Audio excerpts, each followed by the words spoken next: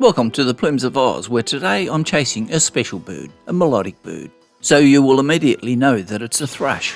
I can hear it calling in this woodland, so I will place a microphone for 2 hours. Here is the result, 8 variations in call.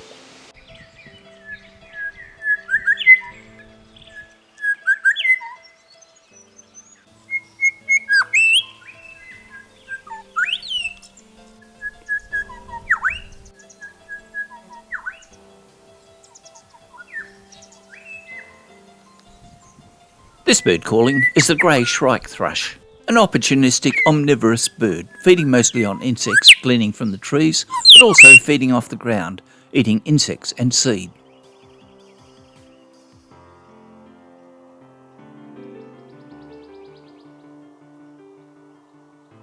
Cypress pine, you can notice that it's gleaning, and it finally comes out with a large insect.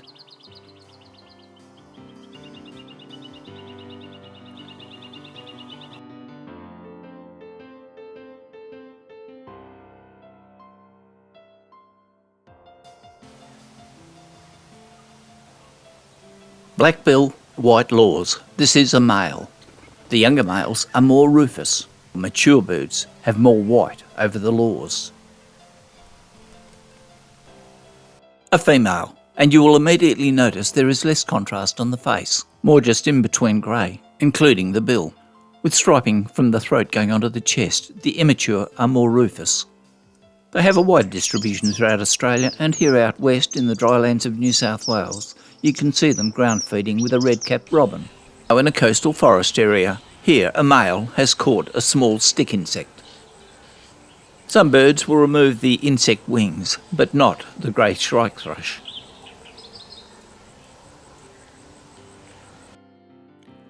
The grey shrike-thrush frequently drinks, so setting up a small pond and a hide, one can always get much better visualisation of this bird, as we have done here. And you can notice that this is a male. The bill is black and the laws are prominent white, the mantle brown. Then the remainder of the bird going in various shades of grey to white. Any striping of the throat and chest is minimal in comparison to the female. And a male, a small larval form, and this is the typical pattern for these birds, eating mostly insects, but they will eat other things as well. At the same pond, now a female coming in for a drink. Or perhaps just to gaze into the water and look at her own glorious reflection. The chirping noise is from the yellow tufted honeyeater, which is just visible in the top right.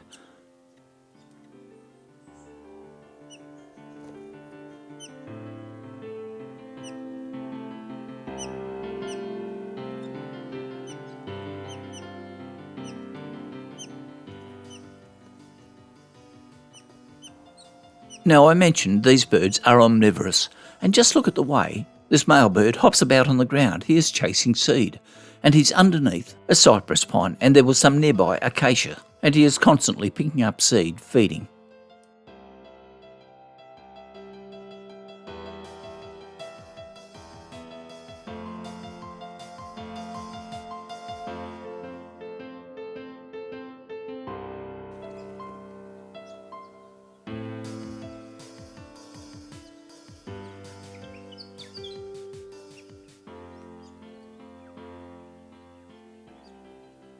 Then back to the pond for a drink and a bath.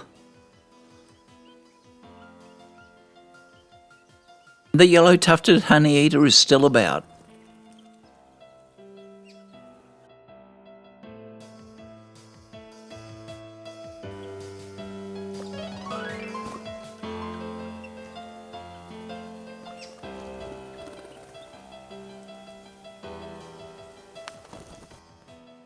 Here a mature female. Notice the striping coming from the throat down. The name shrike comes from an old English word for shriek, referring to the call that these birds make. And the binomial genus name, Coluricincla, is also derived from the Latin for the European thrush. And the species name is harmonica. So the grey shrike-thrush is known as Coluricincla harmonica. the harmonica referring to the harmonious melody this bird makes. Shrike, apart from the shriek call, will often refer also to the shape of the bill, for the Northern Hemisphere shrikes have a downward pointing tip to the upper bill. In Australia, we have other shrike-thrushes belonging to the genus Coelurocincla. These are found more in the tropics, like the Bowen's shrike-thrush and the little shrike-thrush, both of which are far more rufous in the belly.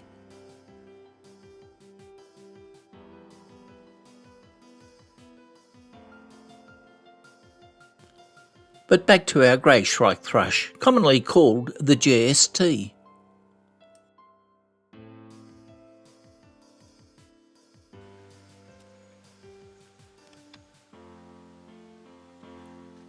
The shrike-thrush is a very agile bird, walking along the ground at a fast speed. When I say walking, it's really more of a hop, like many other passerine birds. It is also agile like this on large tree branches. And with its foraging habits, it doesn't really turn litter, hunting by sight for what's available.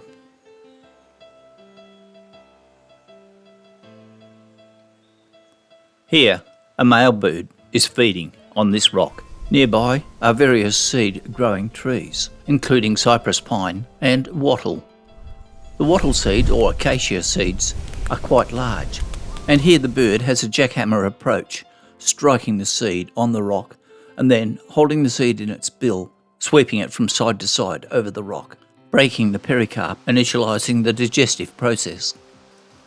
As mentioned, this bird doesn't turn litter over, but on tree trunks it does look under bark, and here on this old tree that's fallen down, the bird probes under the loose bark, and here it's rewarded with a larval form for a meal.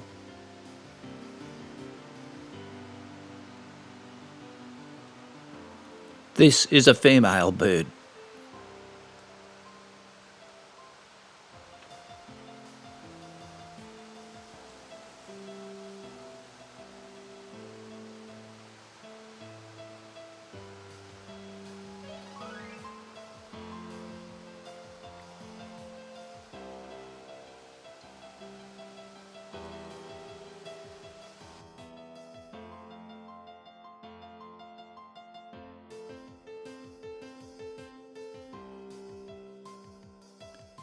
Now, after a good meal, foraging is disrupted with the call of a young fledgling, watching the foraging from above, calling out for a meal itself.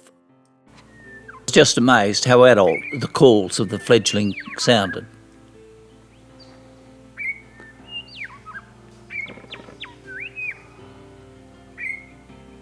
Despite the loud call of these birds, I always find it hard to localise them in the canopy, and often, when there is one call, there is a second call. It is rare to see the male and the female shrike-thrush together. They are not like citizen lovebirds that preen one another, but the pair are always in close proximity. The strong rufous colouring of an immature bird. Notice the rufous supercilium. There is striping over the throat like the female, but at this moment this is of indeterminate sex. A blurred bird, and I apologise for this, but it is a young bird. You can see the rufous supercilium. I left it up because I wanted you to hear that even a young bird has a strong repertoire of song.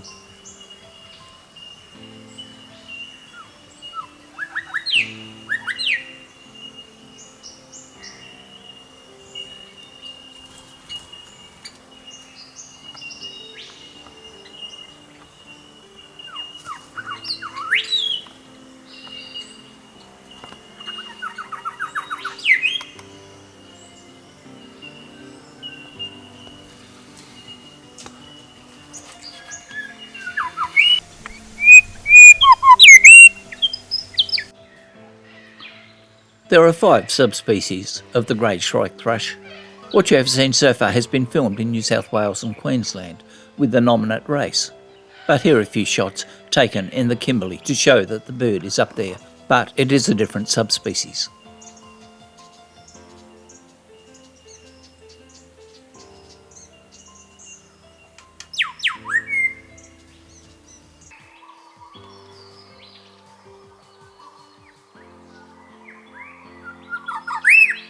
In conclusion, we will leave you at this little mountain puddle where this shrike-thrush is going to have a bath, watched by the blurred bird in the foreground, which is a Lewin's honey eater. Then there are the two sexes. Thank you for watching this video. If you would like to watch further episodes from Plumes of Oz on Australian birds in the wild, hit the subscribe and then the notify bell. We appreciate your support.